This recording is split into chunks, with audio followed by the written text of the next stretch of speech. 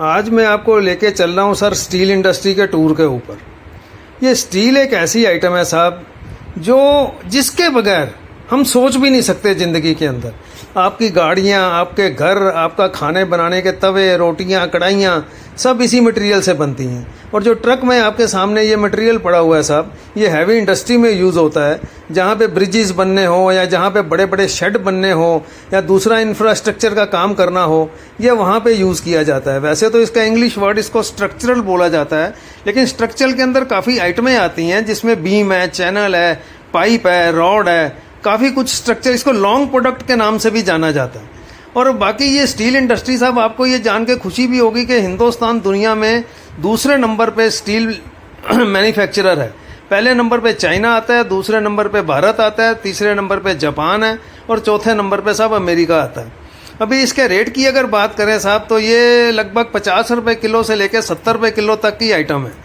और हिस्ट्री में देखा जाए तो 1907 में भारत में पहली एक मेजर स्टील इंडस्ट्री लगी थी जमशेदपुर में, जिसको सर जमशेद जी टाटा ने लगाया था, टाटा स्टील के नाम के अंदर।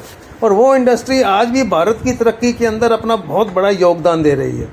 और स्टील का साहब दूसरा एक मेन चीज़ ये भी है साहब कि पहले जहाँ ये गोवा साइड से आयरन और निकलता था, वो आयरन और रॉ मटेरियल चाइना, जापान जाके वहाँ से स्टील बन के इंडिया में आता था।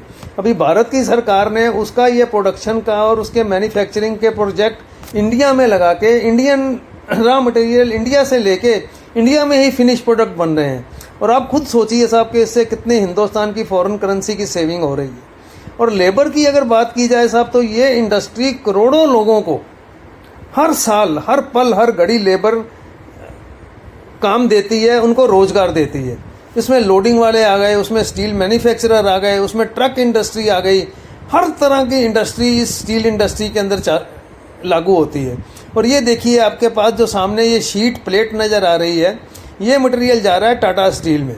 इस मटेरियल से टाटा स्टील के जो ट्रक बनते हैं, जिसको टिप्पर भी बोला जाता है, जिसमें रेती लेके आते हैं, पत्थर लेके आते हैं, बजरी लेके आते हैं, वो सब इसी मटेरियल से बनते हैं।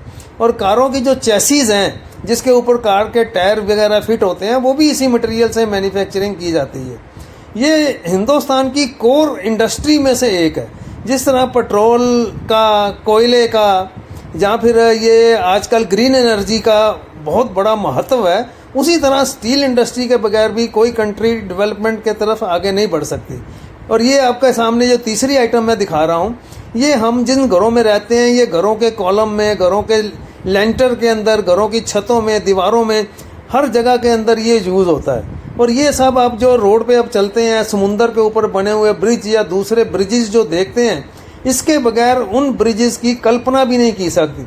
अगर वो कोई ब्रिज बना के तैयार कर दे और बेसिक ये रॉ मटेरियल नहीं आए, तो ब्रिज का काम वहीं पे रुक जाएगा। और लाइफ की अगर बात की जाए, अगर इस मटेरियल को जंग नहीं लगे ना साहब, तो 100-200 साल तक भी ये मटेरियल कहीं पे जाता नहीं है। और कहा यह भी जाता है हिस्ट्री के अंदर कि पूरी दुनिया के अंदर स्टील का जो ये था फार्मूला, वो हिंदुस्तान से ही गया है। अगर कोई दिल्ली में जाके आप कुतुब मीनार देखेंगे, तो कुतुब मीनार के अंदर एक लौह स्तंभ खड़ा है जो लगभग 2500 साल पुराना है, और उसके ऊपर ब्रह्मी लिपि के अंदर लिखा गया है। और वो एक ऐसा लौह स्तंभ है साहब जिसको आज तक जंग नहीं लगा। आप खुद हिंदुस्तान की तरक्की का और हिंदुस्तान का देखिए।